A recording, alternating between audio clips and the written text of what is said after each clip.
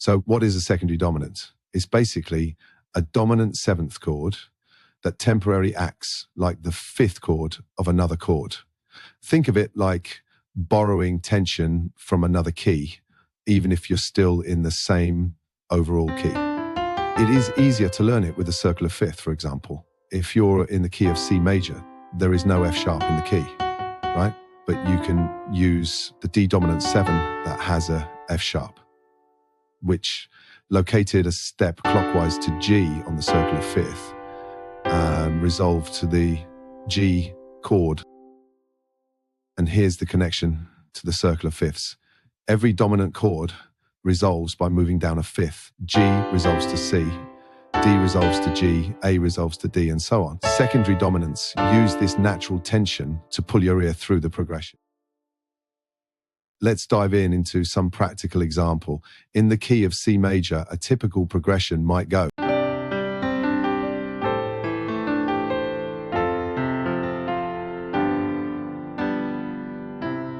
No, let's add some secondary dominants.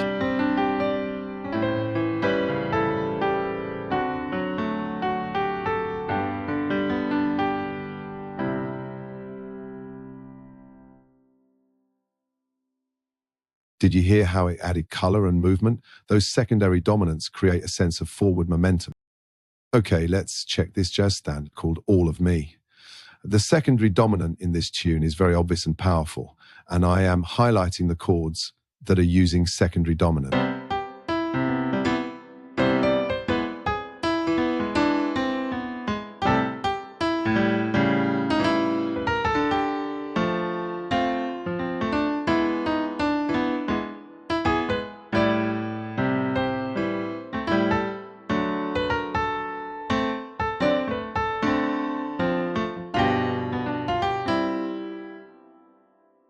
We can also sneak in those secondary dominant chord into chord progression has wider rhythmic gap to create more tension. Check this chord progression originally.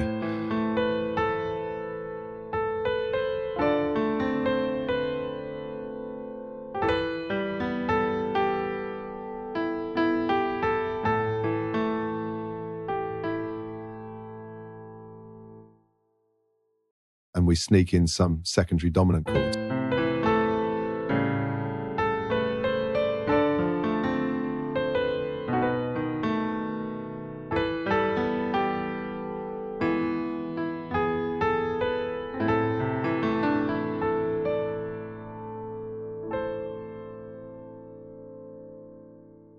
In the previous example, it shows us it is not necessarily to resolve the chord with major.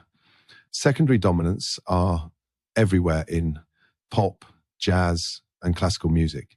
And when you start pairing them with the circular fifths, it is much easier to spot the key for the secondary dominant. So the next step is to finish the quiz with the link below. It helps you to apply secondary dominant in your own songs or finding the theory behind some compositions. Let me know in the comments what you discover in this lesson. See you next time.